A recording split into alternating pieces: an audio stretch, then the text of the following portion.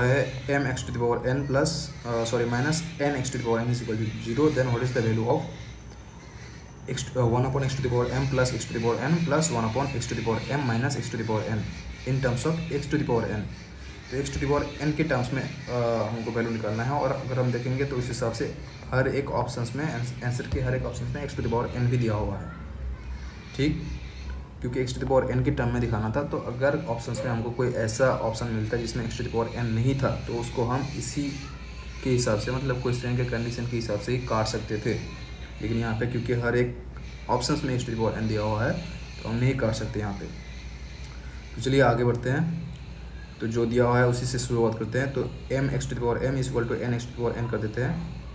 M upon N, N को नीचे लेके आते हैं लेफ्ट हैंड साइड के, और X to the power M को राइट हैंड साइड में ले जाएंगे। तो M by N is equal to N X into X to the power N upon में X to the power M हो जाएगा।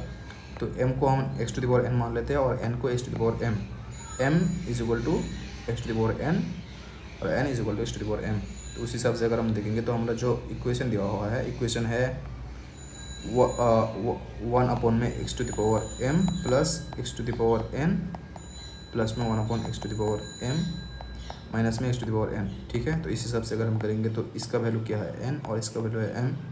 तो एन प्लस एम इंटू में, क्योंकि नीचे अगर हम एलसीएम लेंगे तो इंटू हो जाएगा एन माइनस एम, और ऊपर अगर हम देखेंगे तो यहाँ पे जो एन वाला टर्म है ना, एन वाला टर्म कट जाएगा तो x to the power m वाला टर्म 2 बार आ जाएगा। तो x to the power M का वैल्यू क्या है, एन है तो 2n अपॉन में ये, तो उसको मैंने एक ही बार में लिख दिया है 2n अपॉन में n square minus m square, क्योंकि ये ए माइनस बी का फार्मूला आ जाता है, a square minus b square का फार्मूला में आ जाता है, ठीक है। तो अब इसी को, क्योंकि हम लोगों को x to the power N के टर्म में आंसर निकालना है, तो इसलिए मैंने x to the power n से मल्टीप्लाई कर दिया है ऊपर और नीचे दोनों साइड।